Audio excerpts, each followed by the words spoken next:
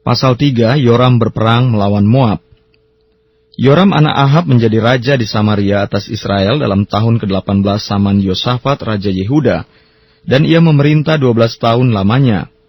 Ia melakukan apa yang jahat di mata Tuhan, tetapi bukan seperti ayahnya dan seperti ibunya. Ia menjauhkan tugu berhala Baal yang didirikan ayahnya. Namun demikian ia masih berpaut kepada dosa Yerobeam bin Nebat yang mengakibatkan orang Israel berdosa pula. Ia tidak menjauhinya. Mesa Raja Moab adalah seorang peternak domba. Sebagai upeti ia membayar kepada Raja Israel 100.000 anak domba dan bulu dari 100.000 domba jantan. Tetapi segera sesudah Ahab mati, memberontaklah Raja Moab terhadap Raja Israel. Keluarlah Raja Yoram pada waktu itu dari Samaria, lalu ia memeriksa barisan seluruh orang Israel. Selanjutnya ia menyuruh orang kepada Yosafat, Raja Yehuda dengan pesan, Raja Moab telah memberontak terhadap aku. Maukah engkau bersama-sama aku berperang melawan Moab? Jawabnya, aku akan maju, kita sama-sama, aku dan engkau.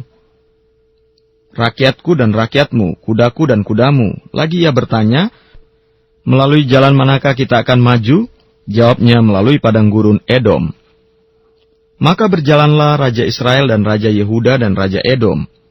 Tetapi sesudah mereka berkeliling 7 hari perjalanan jauhnya, maka tidak terdapat air untuk tentara dan untuk hewan yang mengikuti mereka.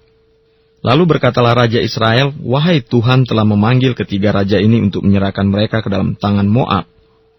Tetapi bertanyalah Yosafat, tidak adakah di sini seorang nabi Tuhan supaya dengan perantaraannya kita meminta petunjuk Tuhan?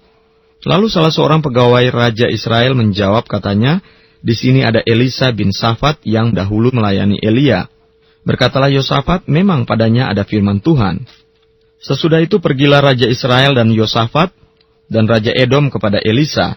Tetapi berkatalah Elisa kepada Raja Israel, apakah urusanku dengan engkau?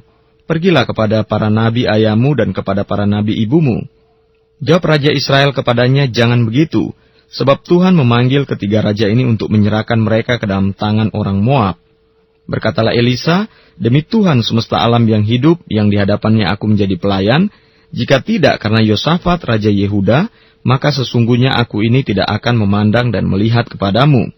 Maka sekarang jemputlah bagiku seorang pemetik kecapi. Pada waktu pemetik kecapi itu bermain kecapi, maka kekuasaan Tuhan meliputi dia. Kemudian berkatalah ia, beginilah firman Tuhan, biarlah di lembah ini dibuat parit-parit. Sebab beginilah firman Tuhan, kamu tidak akan mendapat angin dan hujan, namun lembah ini akan penuh dengan air, sehingga kamu serta ternak sembelihan dan hewan pengangkut dapat minum. Dan itu pun adalah perkara ringan di mata Tuhan. Juga orang Moab akan diserahkannya ke dalam tanganmu. Kamu akan memusnahkan segala kota yang berkubu dan segala kota pilihan. Kamu akan menumbangkan segala pohon yang baik. Kamu akan menutup segala mata air dan kamu akan merusakkan segala ladang yang baik dengan batu-batu. Keesokan harinya ketika orang mempersembahkan korban, datanglah dengan tiba-tiba air dari arah Edom. Lalu penuhlah negeri itu dengan air. Ketika didengar seluruh orang Moab bahwa ketiga raja itu telah maju memerangi mereka, maka dikerahkanlah semua orang yang masih sanggup menyandang pedang, bahkan orang-orang yang lebih tua juga. Kemudian mereka ditempatkan di tepi perbatasan. Keesokan harinya pagi-pagi, ketika matahari bersinar atas permukaan air itu, tampaklah kepada orang Moab itu, bahwa air di sebelah depannya merah seperti darah. Lalu berserulah mereka, itu darah, tentulah raja-raja itu telah berbunuh-bunuhan, yang seorang membunuh yang lain. Maka sekarang marilah menjara, hai orang-orang Moab. Tetapi ketika mereka sampai ke perkemahan orang Israel, maka bangkitlah orang Israel itu lalu memukul orang-orang Moab, sehingga mereka lari dari situ. Dan makin jauhlah mereka menerobos ke dalam Moab, sambil menewaskan orang-orang Moab itu. Mereka meruntuhkan kota-kota dan menutupi setiap ladang yang baik dengan batu, karena setiap orang melemparkan batu ke atasnya.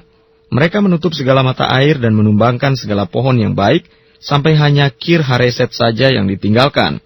Tetapi kota ini ditembaki oleh orang-orang pengumban dari segala penjuru.